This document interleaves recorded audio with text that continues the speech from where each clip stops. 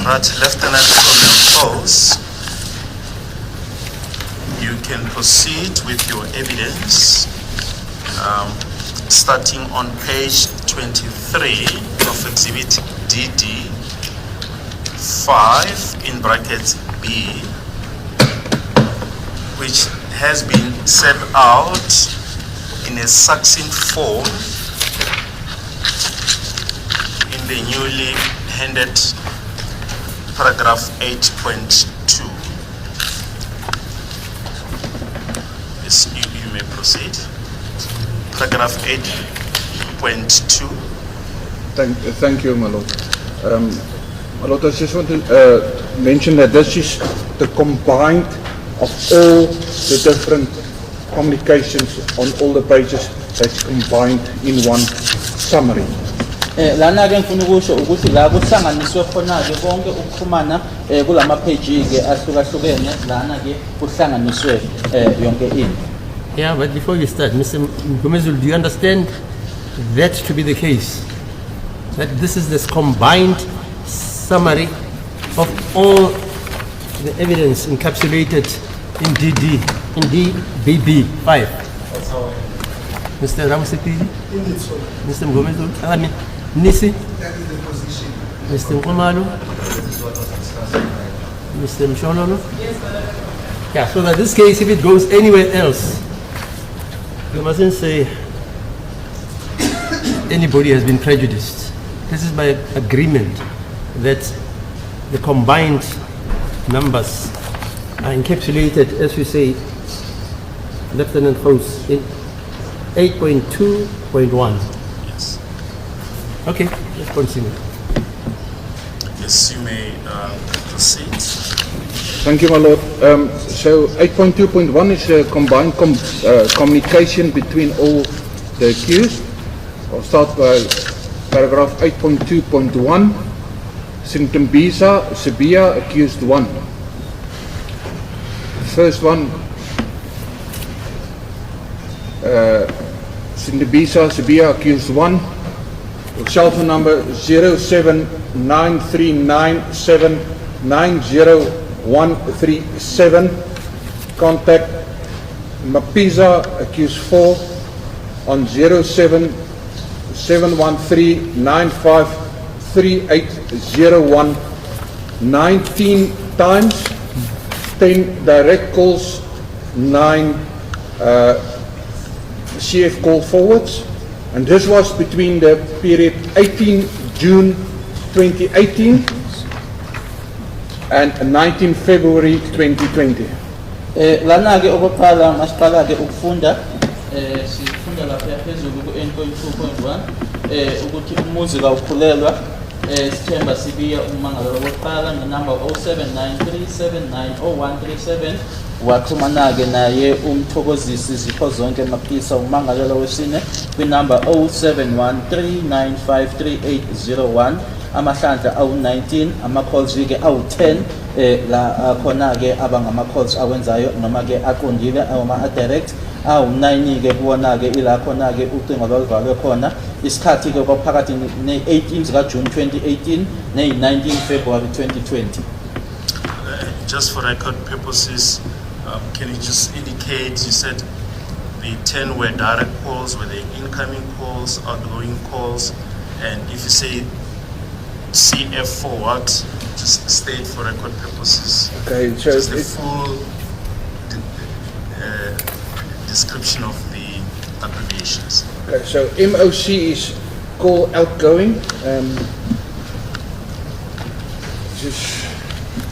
MOC stands for mobile originating call, outgoing call made.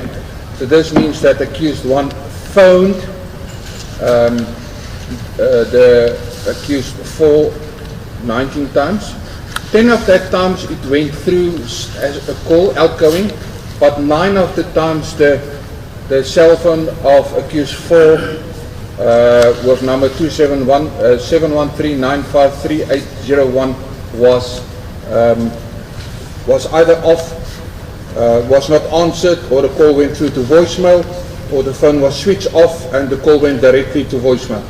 Lana ke okushiwo ke ilokho ukuthi ke uma kuthi 10 MOC kusho ukuthi ke umangalo lokuqala ke okuyena owashaya ke ucingo namahlandla ke awu10 noma ke awu10 lawo awu10 wona ke lawo ke aphumela ke noma ke afinyelela ke kulo ayemshayela ucingo lowo ke accuse 4 ku 0713953801 bese kuthi ke 9CF yena ke kusho ukuthi ucingo lwaluvaliwe noma ke ucingo aluphendulwanga noma ke uma eshaya ucingo kwaya ke ku voicemail. Yes, may proceed. Second bullet point, Stembisa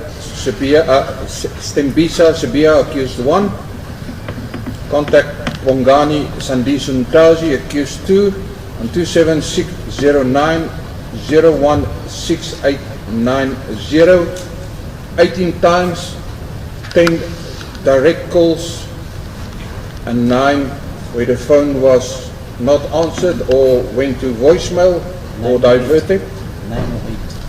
8 times. So it's 18 times, 10 direct and 8 call forwards. That happened between the period 20 October 2018 and 23 August 2019. Bese kuthi ke la landelayo ke sila manje ke umuzi kawukhulelwa Sithemba Sibiya umangalo lokuqala ngenamba 079-379-0137 waxhumana noBongani Sandiso Ntanzi umangalo wesibili ku 060-901-6890 amahlandla awu18 ayeqondileka noma edirect ama calls ayu10 wona ke bese kuthi awu8 yila khona ke ku CF ukusho ukuthi ucingo lwaluvaliwe ucingo lwazange luphendulwe noma ke kwaya ke ku voicemail isikhathi ke phakathi kwe20 October 2018 kuyofika ke nge23 August 2019. Third bullet point, Stembisa Sibia accused 1, 27793790137, contact Mtule accused 5 on 27715951239, 44 times direct calls. My Lord, I just want to mention that we don't have a section 205 of 1239, so that's why we can't see if all was answered or there was a call diversion. So on the section 205 of 0137 it shows that 44 calls were made. Silana ke manje la ithi khona ke umuzi kawukhulelwa Sithemba Sibiya wa ku number 0793790137 waxhumana ke nefiso kuhle Ntuli umangalo lwesihlanu ku 0715951239 amahlandla awu44 mesechaza ke ufakazi uyasho ke ukuthi ngenxa ukuthi ke section 205 yayo ke le number lena egcina ngo1239 anginayo ingakho ke ingavezike noma ngekho kwisimo sokusho ukuthi ke aphe zonke lezo ngcingo lezo zaphendulwa ungani kodwa nje ekutshengisayo noma ke ekuvezayo ukuthi ke u0137 ke wenza lama calls awu44 ewenza kuyona le number egcina ngo1239. Those calls happened between the 18th of June 2018 and the 7th of April 2020. 16 June 2018 and 7 April 2020. Le ngcingo ke zenzeka ke isikhathi phakathi kwe16 ka June 2018 kanye nazo ke i7 April 2020. Next bullet, Stemba Sibia accused 1, number 276077476749, contact Mtuli accused 5 on 27715951239, 2 times outgoing call.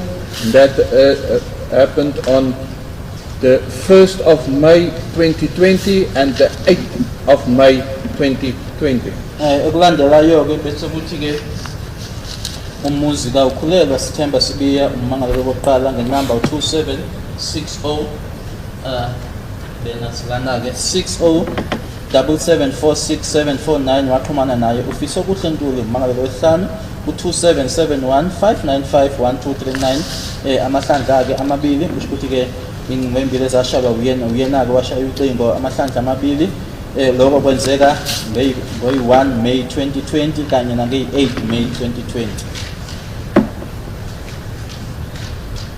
Next bullet, Stembisa Sabia accused 1, 27607746749. Contact Mapiza accused 4, 2 times.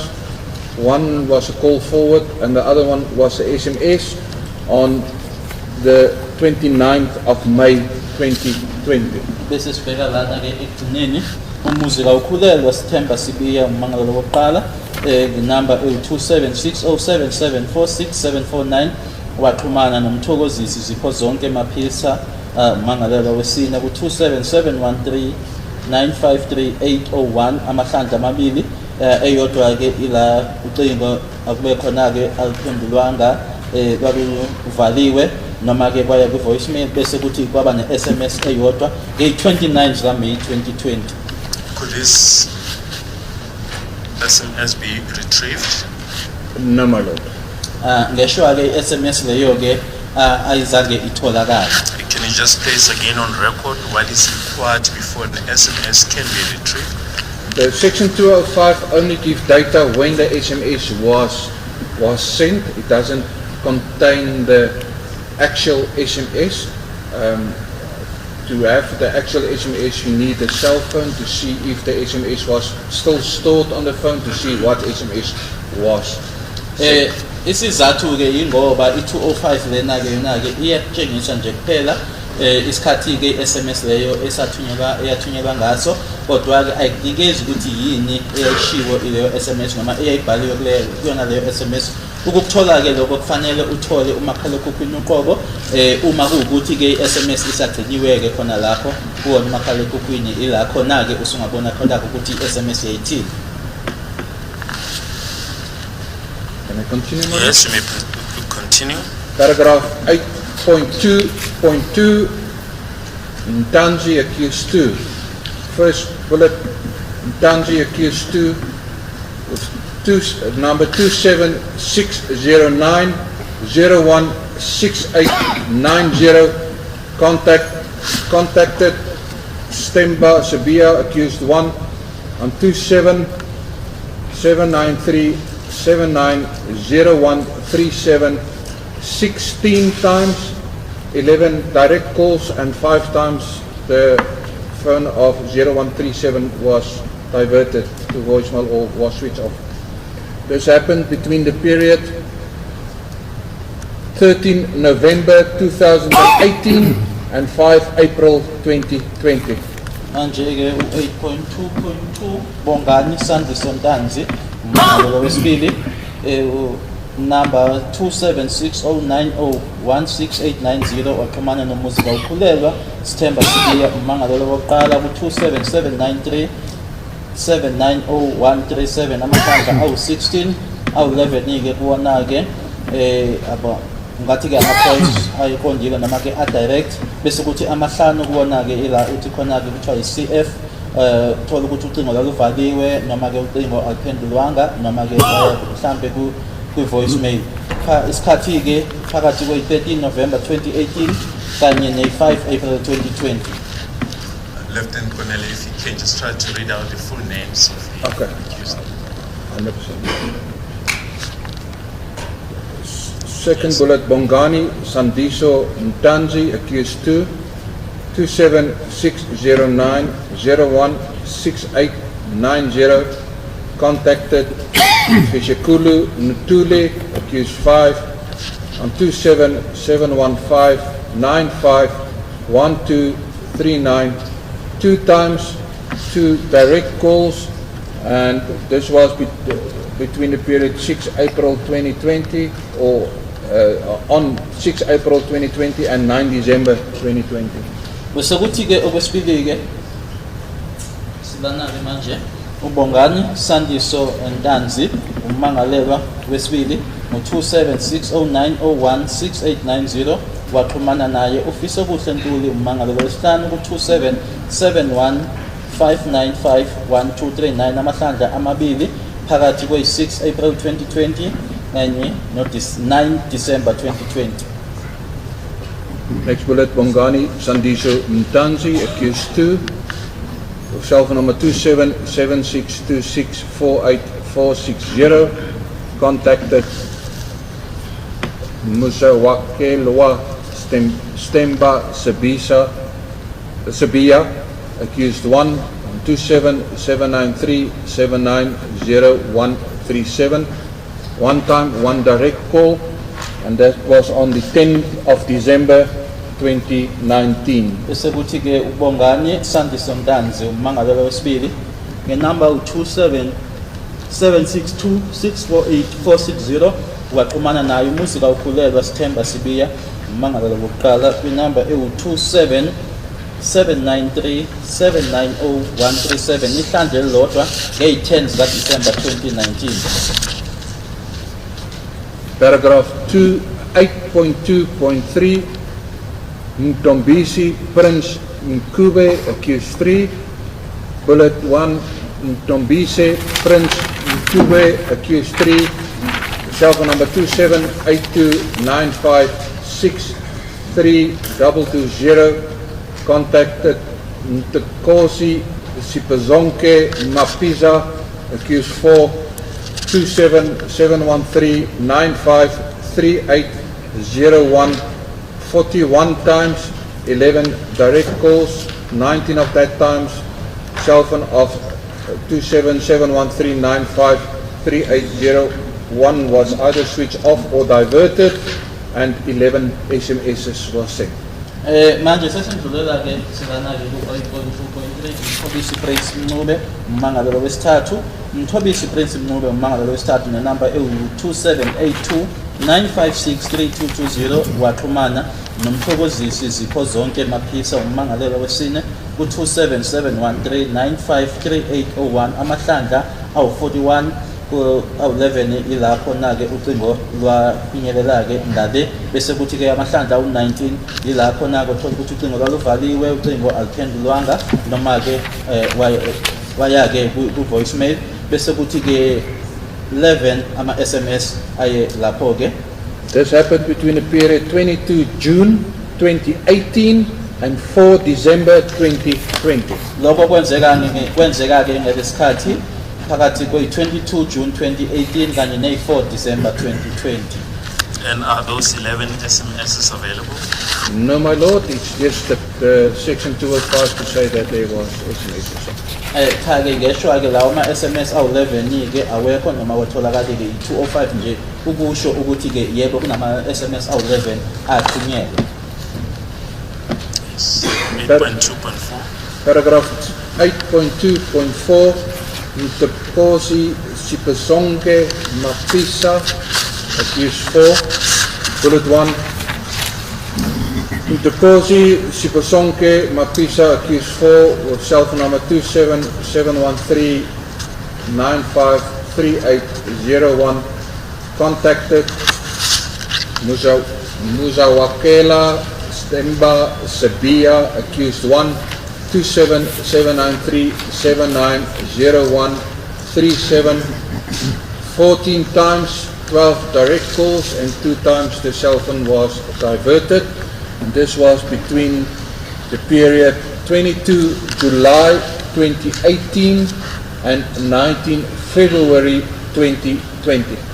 Silana-ke manje ku-8.2.4 Mthokozisi Zipho Zonke Maphisa ummangalelwa wesine ngenamba ewu27713953801 waxhumana nomuzi kawukhulelwa Sithemba Sibiya ummangalelwa wokuqala ku-27793790137 amahlandla awu14 awu12-ke kulawo ma-calls-ke lawo-ke afinyelelake kuloyo ayeshayelwa ucingo bese kuthi-ke amabili kuwona-ke ila uthola khona ukuthi ucingo lwaluvaliwe, ucingo aluphendulwanga noma-ke kwaya ku-voicemail.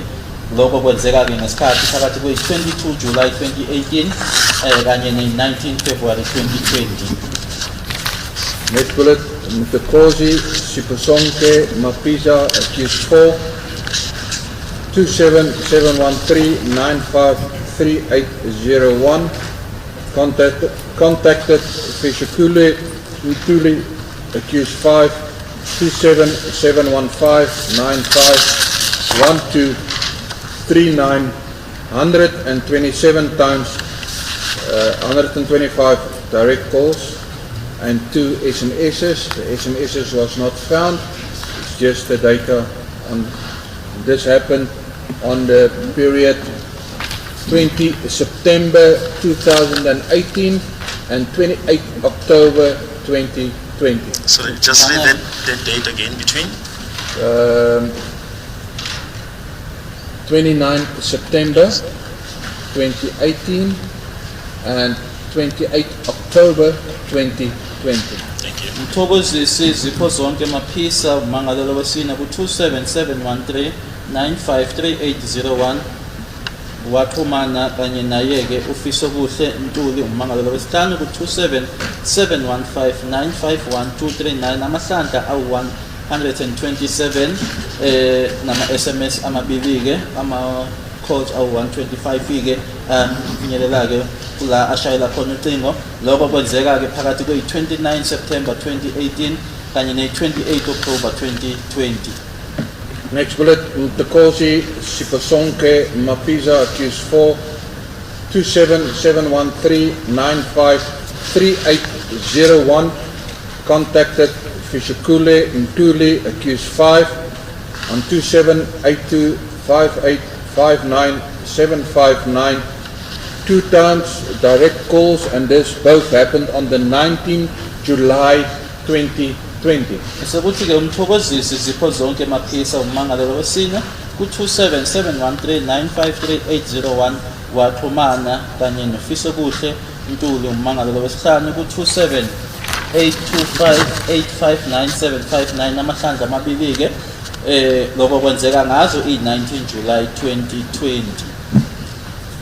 Next bullet, Mtakosi Sipasonke Mapiza, accused 4, 27713 953801, contacted Mtobise Prince Nkube, accused 3, 2782 9563002, 48 times, 20 direct calls, 25 times the cell phone of 3220 were offline or went direct to voicemail, and 3 SMSs that was not recovered but just on the data, and this is for the period 16 July 2018 and the 2nd of March 2021. Bese kuthi-ke umthokozisi zipho zonke maphisa umangalelo wesine ku-27713 953801 waxhumana kanye naye-ke umthobisi Prince Ncube umangalelo wesithathu ku-27829563220 amahlandla awu-48 kulawo-ke awu-20-ke ama-calls-ke afinyelela-ke la shayelwa khona. Bese kuthi-ke awu-25 ila khona kuthola ukuthi ucingo luvaliwe aluphendulwa noma-ke ama-voicemail. Bese kuba nama-SMS amathathu ngeshaka lawo ama-SMS azange atholakale, kodwa nje iyatshengisa ukuthi nama-SMS amathathu athunyelwa. Lokho kwenzeka-ke phakathi kwesikhathi 16 July 2018 ne-2 March 2021. Next bullet, Mtakosi Sipasonke Mapiza, accused 4, 27713 953801, contacted Mujimakwela Stemba Sapisa, accused 1, 27837 106297, only one time direct call, and that was on the 19th of February 2020. Bese kuthi-ke lapha ekugcineni umthokozisi zipho zonke maphisa umangalelo wesine enamba ewu-27713 waxhumana-ke nomuzika ukhulelwa Sithemba Sibiya umangalelo wokuqala ku-27837 106 297 ihlandla elilodwa ngeyi-19 February 2020. Paragraph 8.2.5, Fishakule Ntuli, accused 5. First bullet, Fishakule Ntuli, accused 5, 27715951239 contacted Muziwakwela Stemba Sabia, accused 1, 27793790137 35 times, 28 direct calls, and 7 times the number of 0137 was diverted. And this happened between the period 10 June 2018 and 22 April 2020. Siku 8.2.5 fisokuhle Ntuli umangalelo wesihlanu ngenamba 277159511239 waxhumana nomuzi kaUkhulelwa Sithemba Sibiya umangalelo wokuqala ku 277937900137 mahlandla u35 awu28 ke ila ucingo ke lwafinyela ke ngale ashayela khona ke bese kuthi awu7 khona ke ila ucingo lwaluvaliwe noma khona ke alaphendulwa noma ke aya ku voicemail phakathi kwe10 June 2018 kanye ne22 April 2020. Next bullet, Fishikule Ntule, accused 5, 27715951239 contacted Bongani Sandiso Ntanzi, accused 2, 27609016890 3 times, 3 direct calls, and that was between the period 6 April 2020 and 9 December 2020. Osokuthi ke ufisa kuhle Ntuli umangalelo wesihlanu ku 27715951239 waxhumana noBongani Sandiso Ntanzi umangalelo wesibili ku 27609016890 amahlandla amathathu phakathi ke kwe6 April 2020 kanye ne9 December 2020.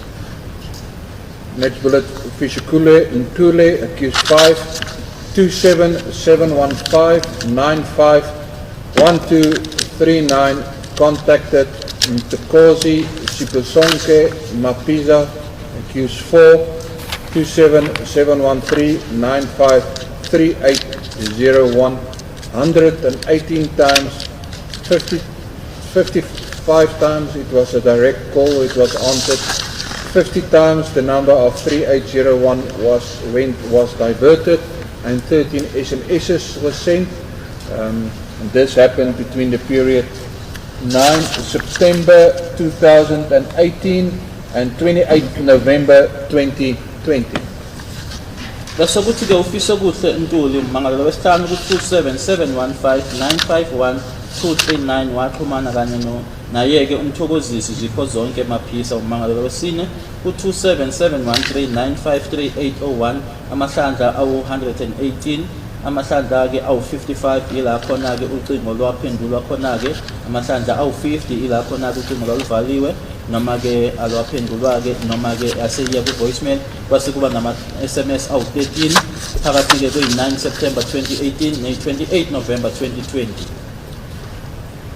Next bullet, Fishikule Ntule, accused 5, 27825859759 contacted Mtekozi Sipesonke Mapiza, accused 4, 27713953801 28 times, 14 direct calls, 10 times the number of 3801 was diverted and went to voicemail, it was switched off, and 4 SMSs were sent.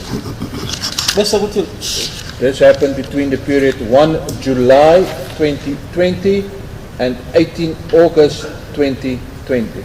Bese kuthi ke ufisa kuhle Ntuli la economic ufisa kuhle Ntuli umangalelo wesihlanu ngo 27825859759 waxhumana kanye naye ke umthokozisi zipho zonke maphisa umangalelo wesine ku 27713953801 amahlandla awu28 awu14 ke kulawo mahlandla ke ila khona ke ucingo lwaphendulwa ke awu10 khona ke ila ucingo lwaluvaliwe noma ke aluphendulwanga noma ke aya ke ku voicemail kwase kuba nama SMS awu4 phakathi kwesikhathi ke i-1 July 2020 ne-18 August 2020. And Lieutenant Kuno, how did you compile a chart reflecting this communication? That's correct, my lord. It was as per Annexure C8. Just keep it up. Just want to open it. Lana ke ila athi njengisa khona ke konke lokhu ke aqeda ke ukufunda manje la achaza khona ke ngalokhu kuxhumana. Yes. As I explained. Yes, can you just explain the chart? Okay, so let's go to start. And so I've also put it as per color. It was on the section 205, I marked it.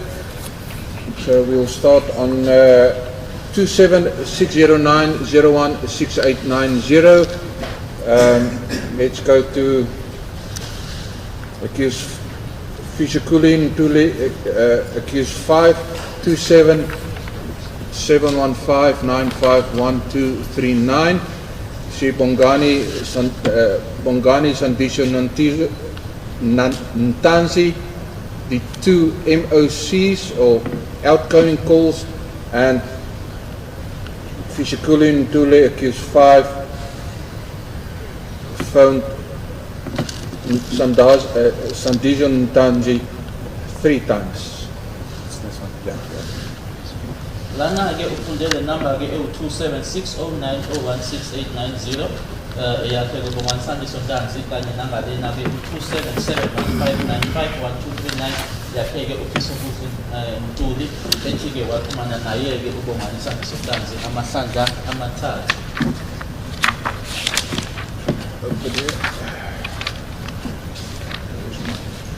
Then we go Bongani Sandisho Ntanzi, accused 2, communication with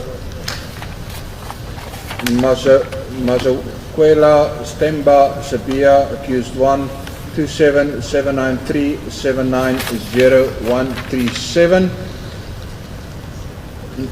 Bongani Sandisho Ntanzi, accused, contacted Sabia 27793790137 16 times, 11 direct calls, and then 5 times the cell phone was offline.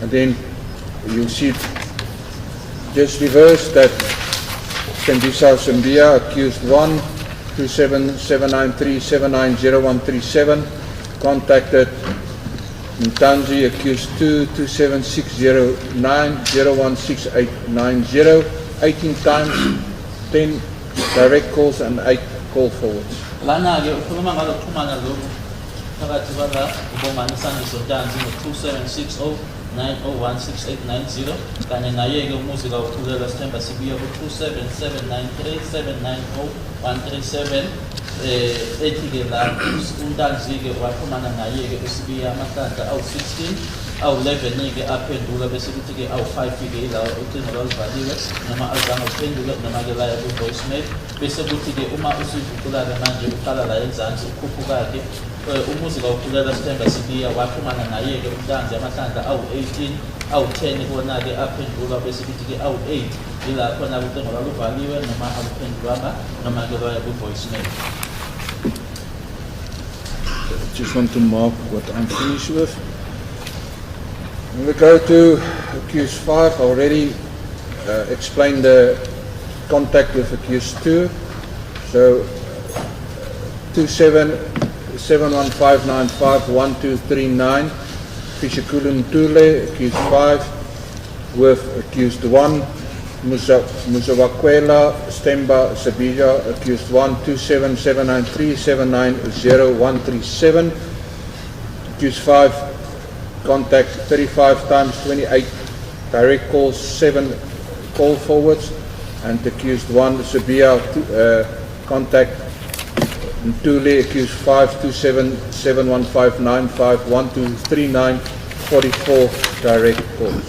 Lana ke uphumana ke kwakuphakathi kwakhe ke number 5 uNtuli kanye naye-ke unumber 1 uSibiya ngo-27715951239 exhumana-ke no-27793790137 yena-ke uNtuli waxhumana-ke noSibiya amahlandla awu-35 awu-28-ke aphendula bese kuthi-ke awu-7 ilakhona ucingo lungaphendulwanga noma-ke lwaluvaliwe noma-ke ku-voicemail kwase kuthi yena-ke uSibiya-ke exhumana naye-ke uNtuli-ke amahlandla awu-44 awu-44-ke ila aphendulwa khona.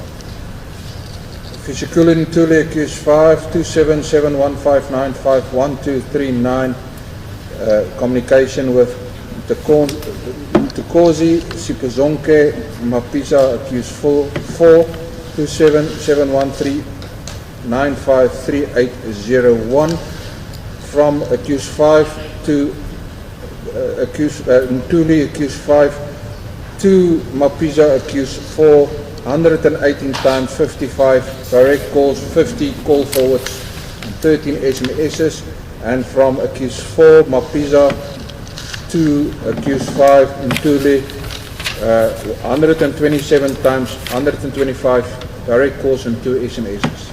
Silana-ke manje phakathi kwakhe-ke uNtuli kanye naye-ke uMaphisa la athi khona-ke u-27715951239 exhumana naye-ke u-27713953801 uNtuli-ke exhumana noMaphisa amahlandla awu-118 awu-55-ke kulawo mahlandla olwaphendulwa-ke ucingo awu-50-ke ila ucingo luvaliwe noma aluphendulanga noma-ke laya ku-voicemail kwase kuba nama-SMS awu-13 masuka-ke enzansi sikhuphuka-ke uMaphisa yena-ke waxhumana naye-ke uNtuli amahlandla awu-127 awu-125-ke kulawo mahlandla lwaphendulwa-ke ucingo kwase kuba nama-SMS amabili. Then on the right hand side, accused 1 Muzawapela Stemba Sibiya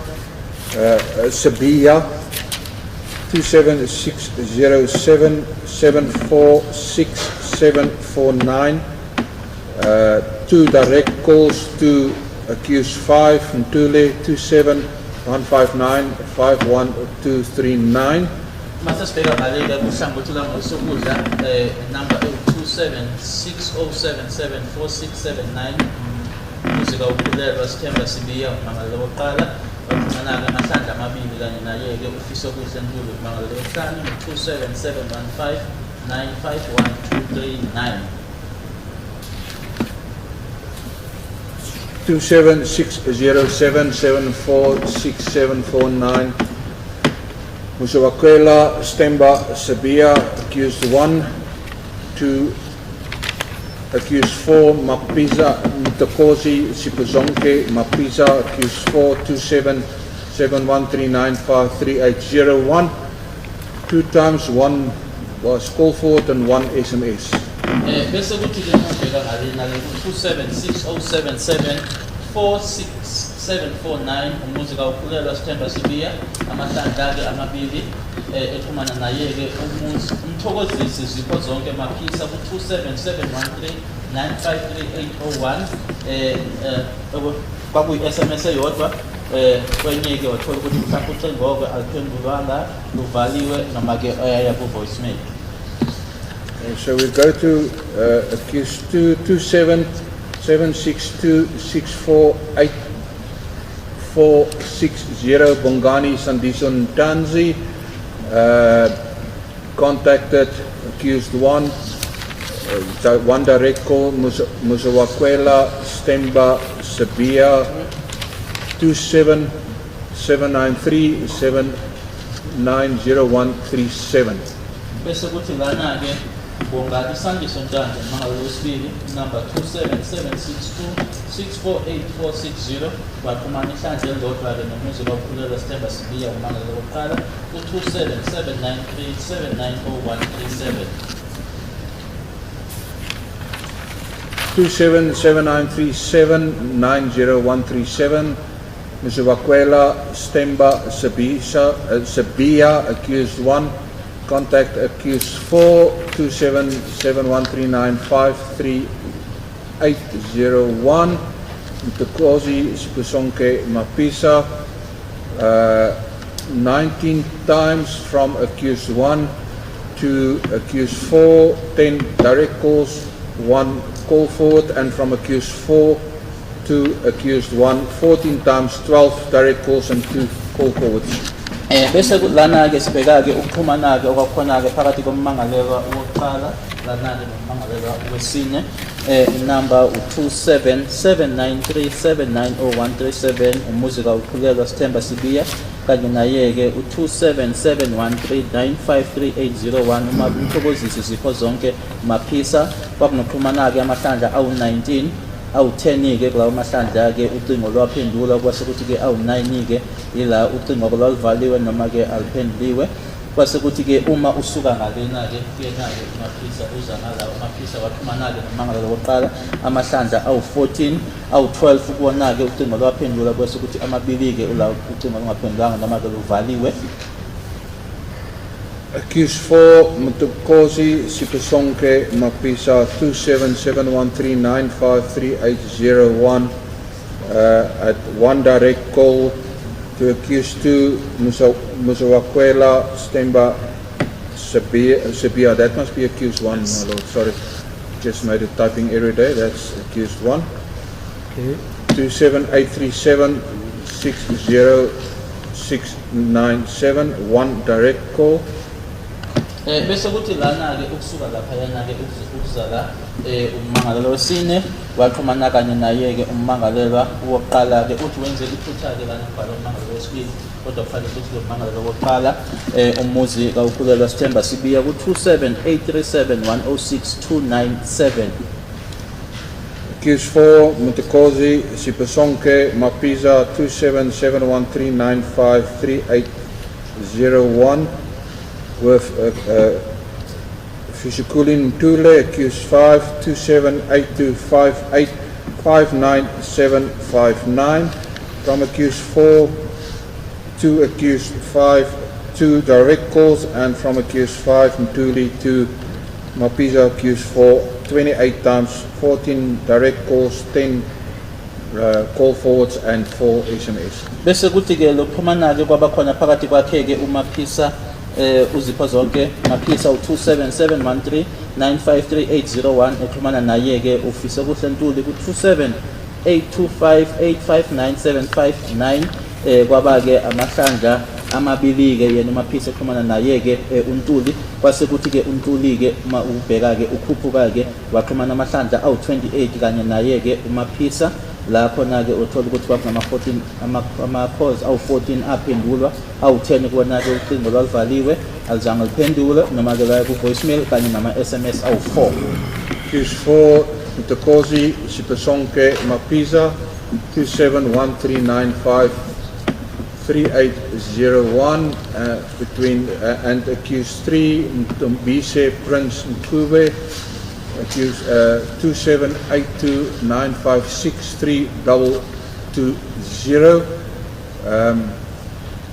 Accused 4, Mapisa contacted accused 3 48 times, 20 direct calls, 25 call forwards, 3 SMSs, and accused 3 Mkube contacted Mapisa accused 4 41 times, 11 direct calls, 19 call forwards and 11 SMSs. Bese kuthi-ke uxhumana-ke lapha phezulu kuya ngalena-ke phakathi kwakhe-ke ummangalelwa wesine umthokozisi Zipho Zonke Maphisa ngo-27713953801 exhumana naye-ke ummangalelwa wesithathu umthobisi Prince Mncube ngo-27829563220. uMaphisa-ke waxhumana naye-ke uNcube amahlandla awu-48, awu-20-ke ila ucingo lwaphendulwa khona-ke awu-25 ucingo lwaluvaliwe noma-ke alizange liphendule noma-ke laya ku-voicemail kanye-ke nama-SMS amathathu. Kwase kuthi-ke uma usuka enzansi-ke ukhuphuka-ke umthobisi Prince Mncube waxhumana-ke noMaphisa amahlandla awu-41, awu-11-ke ama-calls aphendula bese kuthi awu-19 aya ku-CF la uthola khona ukuthi ucingo lwaluvaliwe alizange liphendule noma-ke laya-ke ku-voicemail kanye nama-SMS awu-11.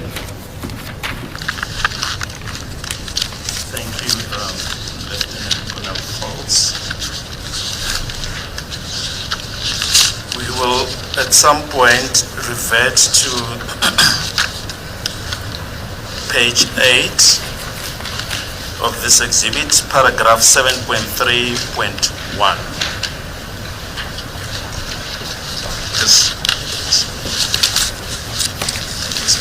Just flag it. We'll come back to this point after dealing with the calls of the communication of accused number 3. Is it correct that you have compiled regarding the communication of accused number 3? You've compiled exhibit DD5 in brackets C. That's correct, Molo. DD5 ke bracket C engemhlanganisileke mayelana nokuxhumana kwakhe ke ummangalelo wesithathu.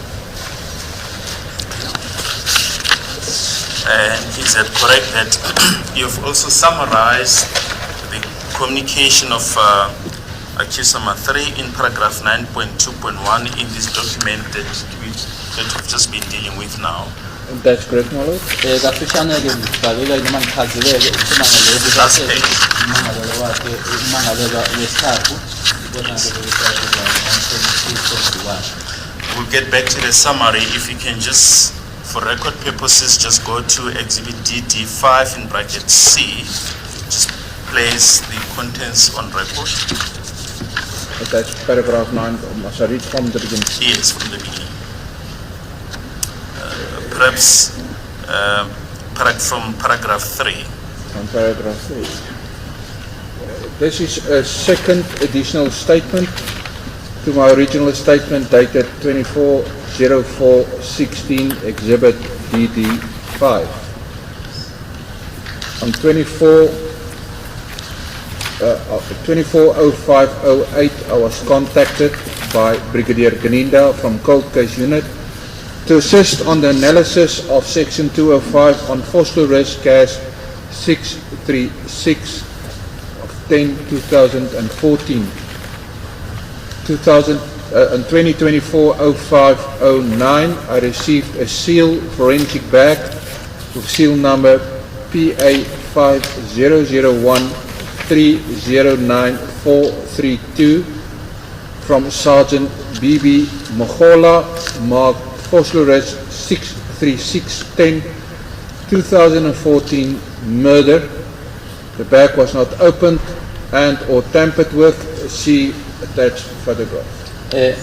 Lesi ke statement sesibili manje ke esengeziwe ke ku statement sami esine date e2024-04-16 we exhibit to DD5 the 2024-05-08 uBrigadier Ganinda waxhumana nami yena ke Brigadier Ganinda ebuya ku cold case unit ukuthi ngilekeleleke ngocwaningo ele section 205 ku phosphorus case 63610 2014 kwasithi 2024-05-09 ngase ngithola ke isikhwama ke sezobufakazi esivaliwe esasine number PA5001309432 kuyena uSergeant BB Mogola esasimakhiwe ke uphosphorus 63610 2014 kwasebhalwa ke icala ukubulala noma ke murder.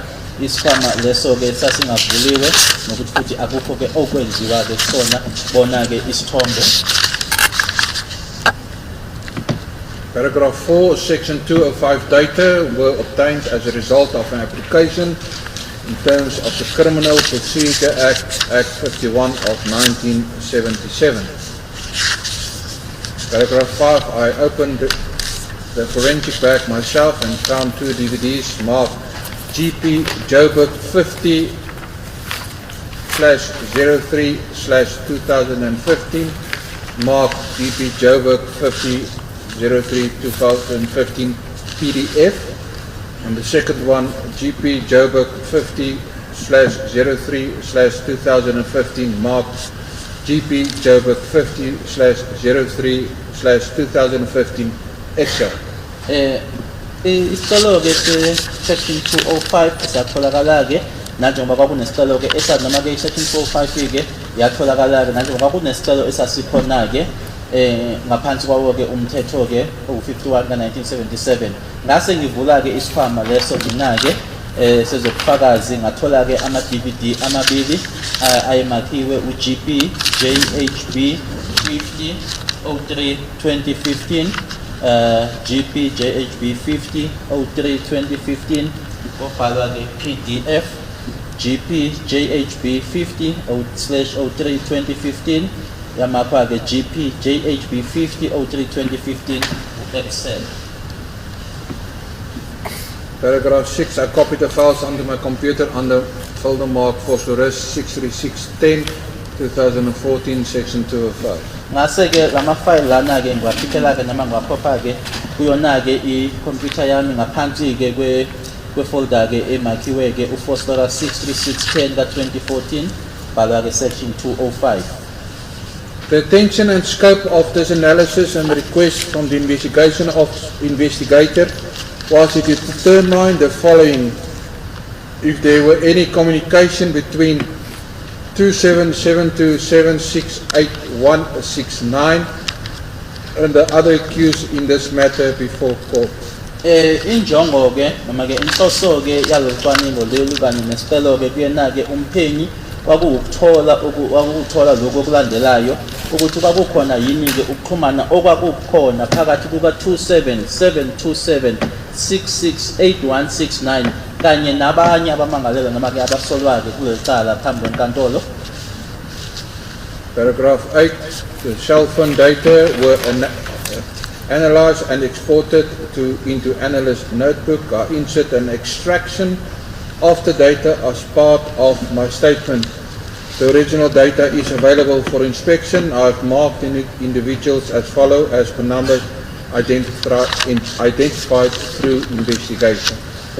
Imininingwane ke noma lokho kwatholakala kona ke makhalekhukhwini noma ke i-data ke iyacwaningwa kwase futhi ke ngidlulisela lokho okubizwa ngokuthi ke i-notebook noma ke i-analyze notebook ngase ngifaka ke lokho okubizwa ngokuthi ukhipha noma ke i-extraction yayo ke imininingwane noma i-data leyo nanjengengxenye yestatement sami imininingwane ke ekuyiyona noma ke i-data ke ekuyiyona ke original ikhona ke uma kuwukuthi ifuna ukubhekwa ke nokuthi ke ihlolwe ngikumakile ke noma ngiphawulile ke lokho nanjengokuhlukana kwabo ke kanye futhi namanamba ngalo uphenyo. Well, there's the names. The first one, Mbise Prince Nkube alias Carlos. I did submit a supplementary affidavit to say that that number is the other number of the accused and the right number must be 2772768169.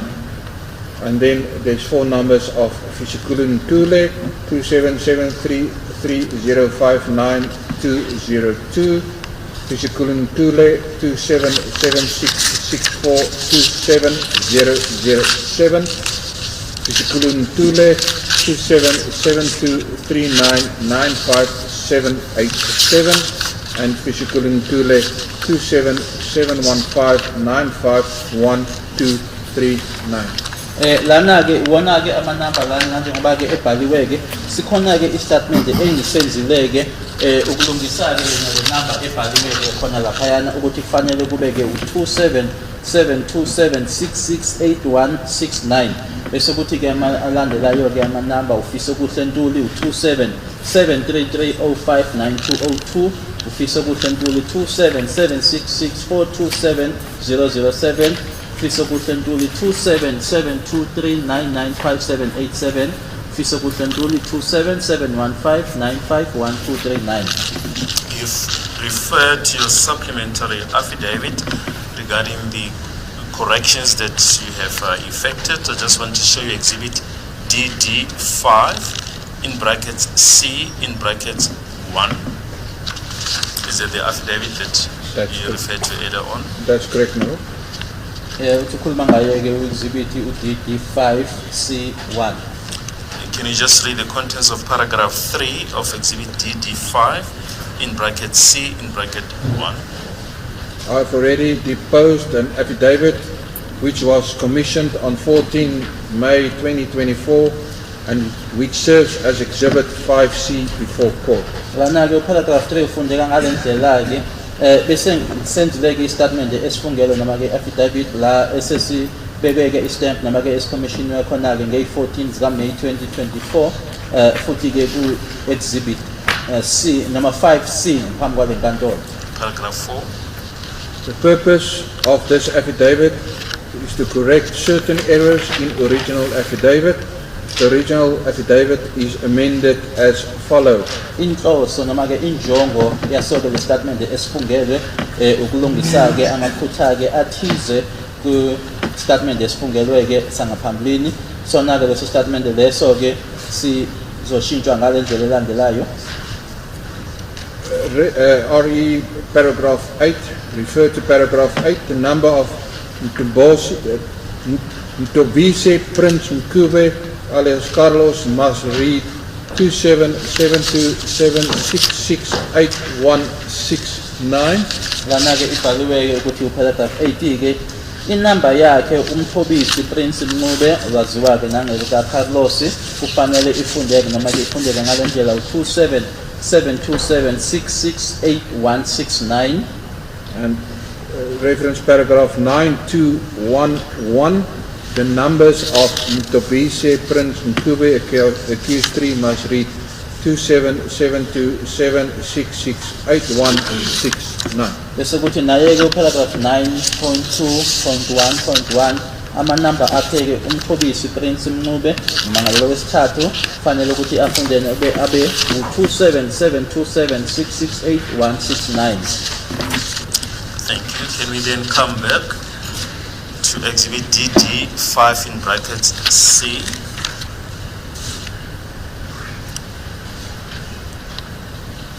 We can continue. You had already dealt with the correct number of Ntobisi Prince Mncube, also known as Carlos. The second, you can continue from there. Paragraph 9. Yeah, no, paragraph 8. Paragraph 8.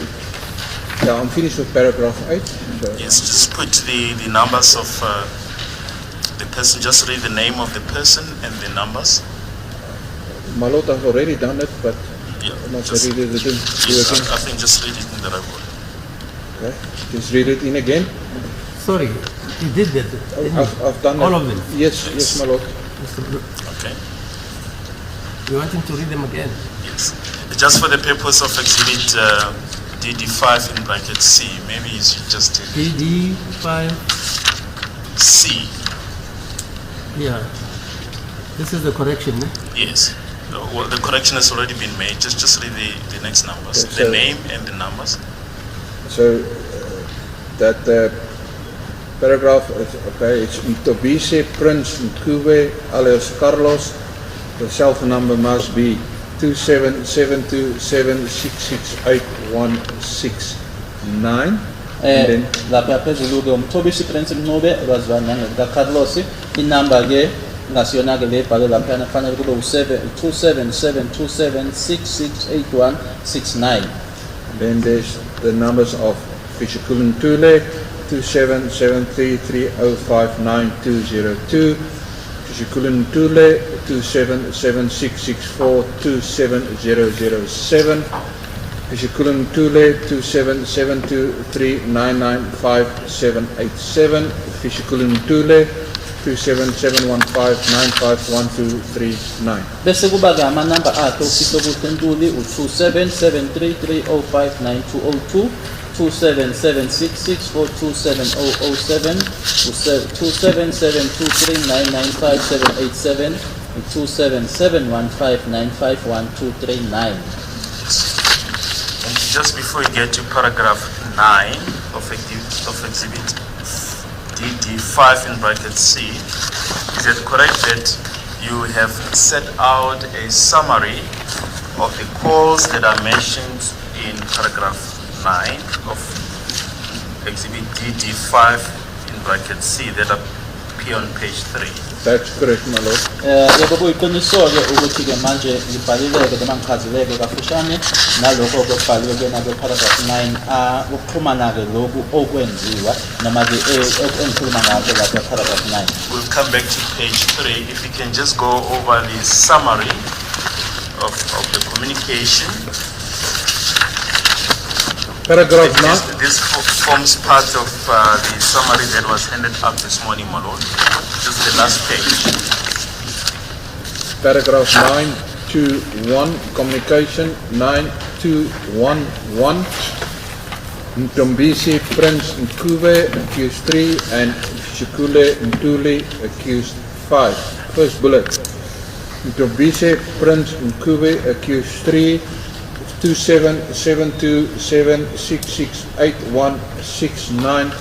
Contacted Shikule Ntuli, accused 5, 27715951239 3 times, and that was between the period 2 November 2014 and 18 January 2018. Are you fixing this date, 25 January 2015? You said 18 January 2018. Okay, so it's between 2 November 2014 and 25 January 2015. Lana-ke uxhumana-ke phakathi kwakhe-ke umthobisi Prince Ncube ngenamba ewu-27727668169 akusiyona-ke le ebhale lapha njengoba ebeshilo-ke ukuthi-ke ukulungisile lokho ebhale laphayana.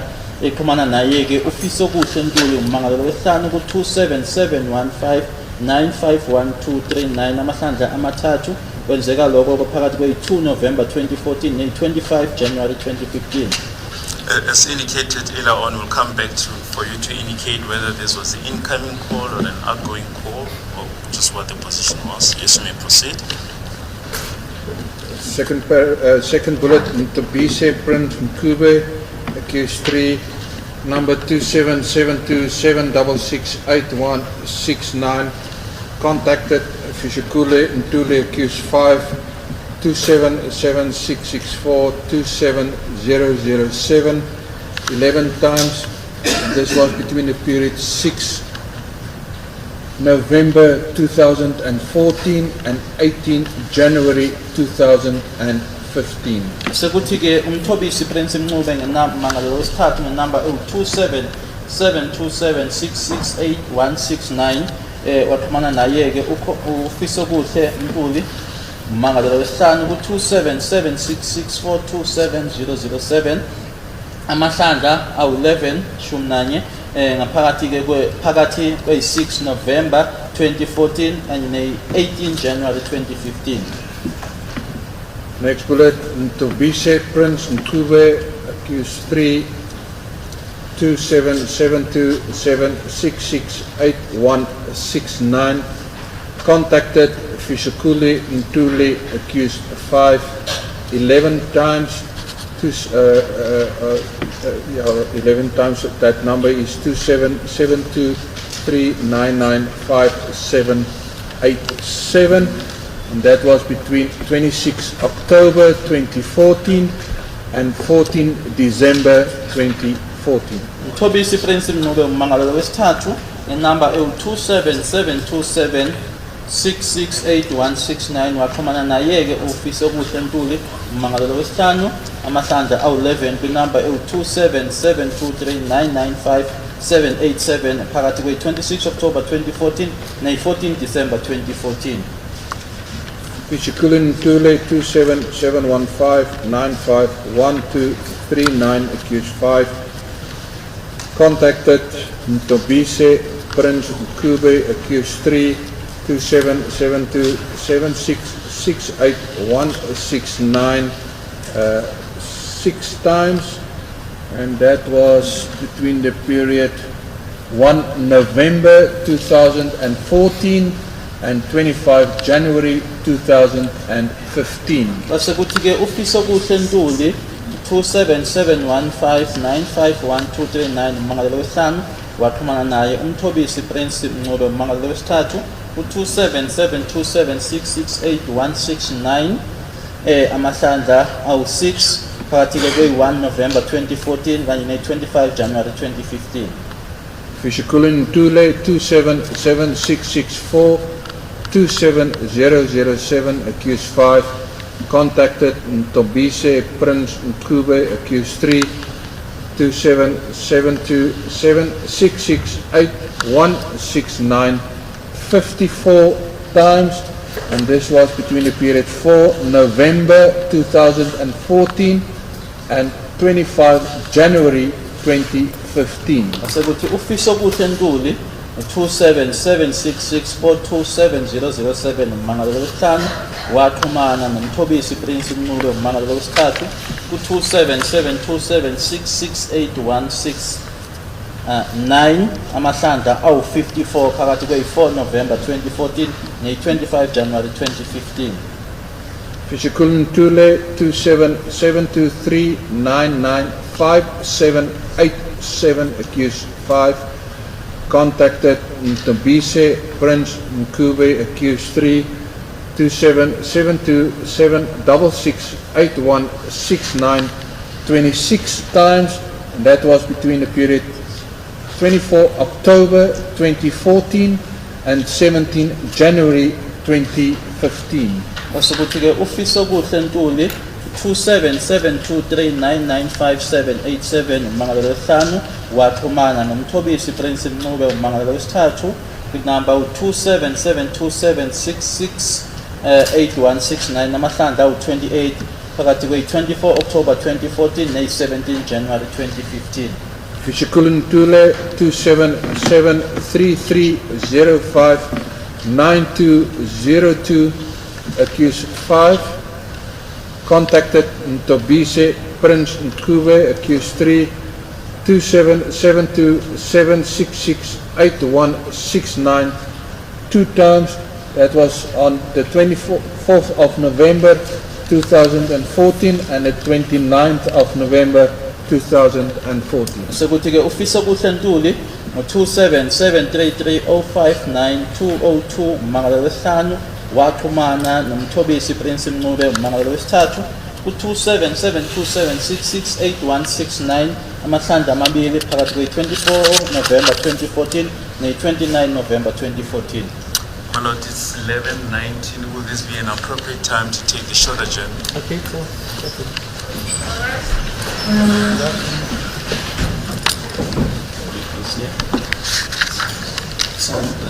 I just need to do a booking for an interpreter.